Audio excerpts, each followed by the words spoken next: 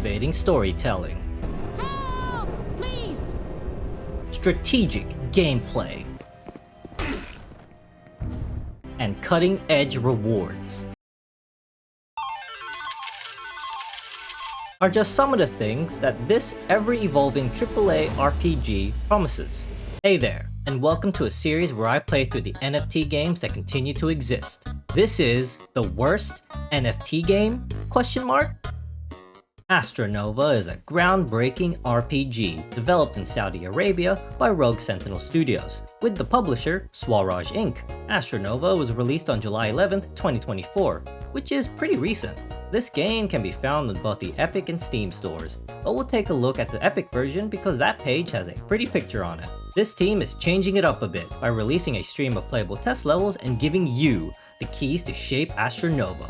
Your playtests, feedback, and even your creations will steer the ship. Yeah, that's kind of the point of early access. You get people to play, then they give you feedback, and you adjust the game based on that.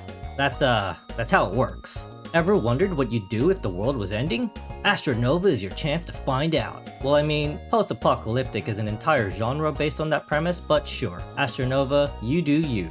There's only the first playtest level released, The Fall of Serinda, so I'll only be able to play that, but here's a funny line I found on the store page. Our small, scrappy team is pushing the Unreal Engine 5 to its limits. I really hope that this isn't just another way of saying, this game is poorly optimized, but I guess we'll just have to see. Let's have a look at their FAQs because I barely gleaned anything from that. It says that the whole crypto side of things is purely optional, with players being able to earn shards on the Battle Pass platform when they play the game. There's no in-game marketplace or any use for the NFTs in the game itself. It says here, they'll only be in early access for 60 days. I'm not entirely sure what that means. Do they plan on completing development on the game in 2 months? If so, that's pretty impressive. But it's November now and it's still in early access, so I guess they're running just a tiny bit behind schedule. They say they're going to update the game at least once a month. I don't know how to check version updates on Epic, but there isn't a single post or update on Steam. We'll take a look at the NFT marketplace as well as a little look into the developers after the gameplay. Little fun fact from your boy, but the desktop icon for Astra Nova is just the default Unreal Engine logo. Yeah, let's get into the game. Let's see if we can give this game a freebie with the start screen. It's alright. The art of course carries this whole thing. Other than that, it's pretty bare bones. No moving graphics? Come on, that should have been an easy one. Clicking start, we get hit with a cutscene, and this will set the mood for the entire playthrough. Well, that's gonna hurt tomorrow. Oh, what did I miss? Oh no. Yup, that was it. The voice acting? No offense, but maybe cook just a little bit more. First off, this game barely has any options, just presets that I don't even know what it affects. And more importantly, there is no toggle for motion blur. Great. Also, I can't change the mouse sensitivity. The in-game voice, I'm fairly certain is not the same person. And now I'm not too familiar with the Unreal Engine, but I wonder if all of these are just pre-built assets from the Unreal store. Which is not a bad thing, just something to keep in mind. Of course, I'm too lazy to look it up, but considering they didn't even bother making an icon for their own game, I wouldn't be too surprised. I get some tutorials on environmental hazards, and I'm pretty sure these boxes right here are the trigger areas for the electricity. Game devs, you might want to hide that. We have more amazing cutscenes, and yes, it does just suddenly cut. I didn't edit any of that. If you look real carefully, my objective has changed to help the elf. But there was no reaction or reference to that at all by my character, so I didn't actually notice it.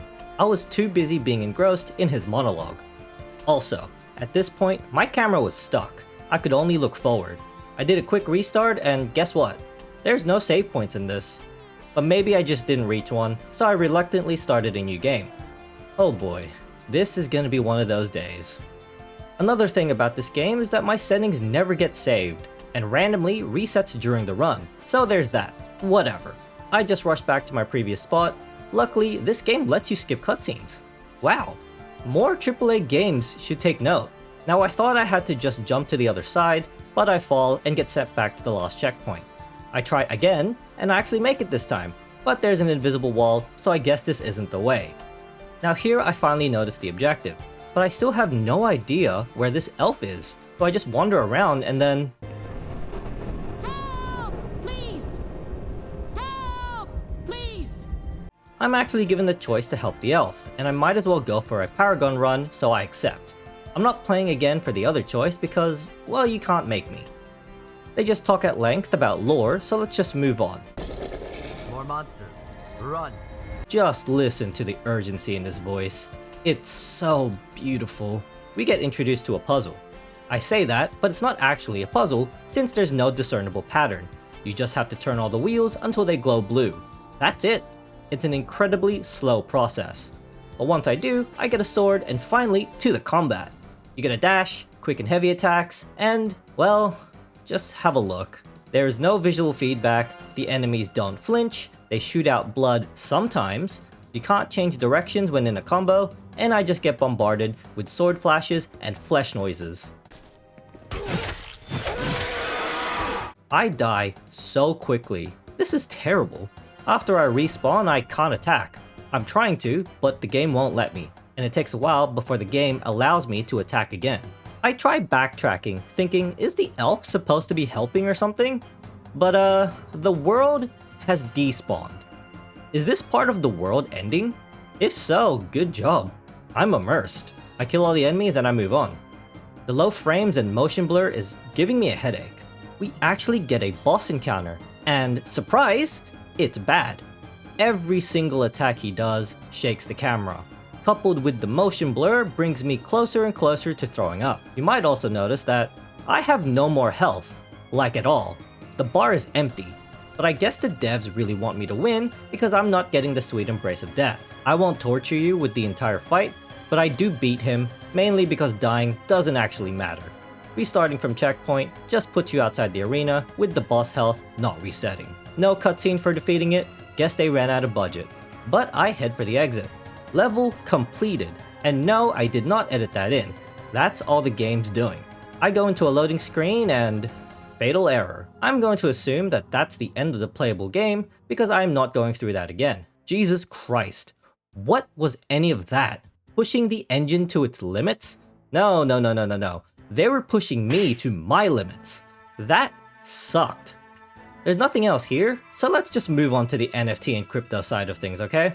So the game itself doesn't seem to use NFTs, but instead allows you to get shards if you link a wallet, which can be used on some black pass. This seems to be just some platform where you do tasks to get shards to then exchange them for RVV, which is their cryptocurrency, and has apparently not even launched yet with a planned release of Q4 of this year. Apparently though, according to this, the only way to get shards is to buy a Deviant NFT first, and also mint the Black Pass, which obviously I'm not going to do. They further add that any quest you do is done on the blockchain and will incur fees when claiming the shards, which is very dumb, but hey, they're at least providing 20 free transactions, so that's nice of them.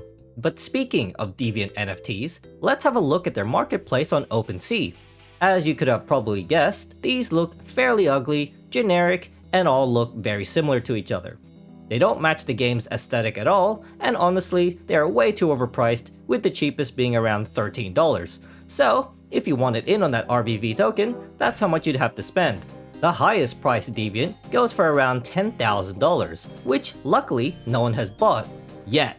But I'm open to being surprised. Now I had a look at their white paper since I'm honestly just so confused and baffled about everything. I needed to see what the point of having NFTs are in their game, and the only thing they say about NFTs, other than the obvious players having true ownership of their items, they apparently enhance the user experience and provide additional value, which they absolutely do not expand on. However, you can trade, upgrade, and customize your assets. In other words, this tells us absolutely nothing. This game, if you can even call it that, just seems to be some lazily put together mess to just peddle out their token, which hasn't even launched yet. But I guess it must have worked since they've raised over $1.5 million in pre-sale. Are you kidding me? What am I doing? What is anybody doing? But that's all I got on the use of NFTs in crypto. There's nothing. There is 0 point in having it in the game. In fact, it's not even in the game yet, so I don't even know. Alright, let's talk about the developers behind all this. Astra does have a team of people behind it, with the majority of the people working in marketing. Good allocation of resources there. The co-founders of this game are Faizi Ahmed and Muhammad Ashar, and I'm really sorry if I butchered that. Having a quick look at their LinkedIn profiles, between them, they have zero experience in the gaming sector, with only Muhammad having an interest in gaming as a lifetime MMORPG gamer. And yet, these two took to making an ever-evolving AAA game as their very first venture. Good luck! The rest of management, of course, focuses more on the business side of things. Now, we actually do get to look at a developer for the actual game, although it seems to just be an Unreal Engine technical artist, which, to be fair, they claim to have many years in 3D modeling. There are apparently 9 people working on the game side of things, but that's all we've got to go on. And after playing the game, I would say, maybe spend some money on game developers as opposed to marketing, assuming they actually care for the gaming side of things and are not just doing this as a grift for their cryptocurrency. But somehow, I highly doubt that. As for the publishers, I couldn't find anything on them, as their website doesn't exist anymore. Yeah, let's move on to my final impressions. Now, I'll remind you that these impressions are focused mainly on the game itself, so let's begin. But I mean, where to begin? The game barely functions, there are significant frame drops, an ever-present motion blur that can't be turned off, bugs like the camera not being able to be moved, not being able to attack after respawning, and just straight up crashing. Settings keep getting reset, the puzzle had no rhyme or reason, combat doesn't feel good, there's no save option, so you'd have to do everything again each time, and with the amount of bugs in this game, even though this game is short, oh yeah, forgot to mention, this game is like 10 to 15 minutes long. It's incredibly painful to play through. The voice acting is bad, the cutscenes are bad, the graphics, character design, you get the point. This is a bad game, and just seems like a grift for their cryptocurrency that still managed to raise $1.5 million. This, honestly to me, is what I expect most NFT games to be like, at the very least, years ago. But the fact games like this are still being made is astounding to say the least. And let me remind you, this was released this year. NFT and crypto has no role in this game, only being added to promote their coin. That's it. There's no utility, there's no purpose, nothing. It brought zero value to the game. But of course, I gotta get some positives out there. The main menu art looked alright, and you can skip the cutscenes. Another point there. I give this game a crypto grift out of 10. Astra Nova is honestly a strong contender to the title of the worst NFT game. This, and Bazogia anyways, are fighting toe-to-toe for it. What an incredibly painful experience. Astra Nova has absolutely no reason to exist. I thought I was pretty harsh on Etherscape, but that was an actual video game that worked. This is just a lazy, rushed, and most likely asset flipped game. Thanks for watching the video, and I'll catch you on the next one. See ya!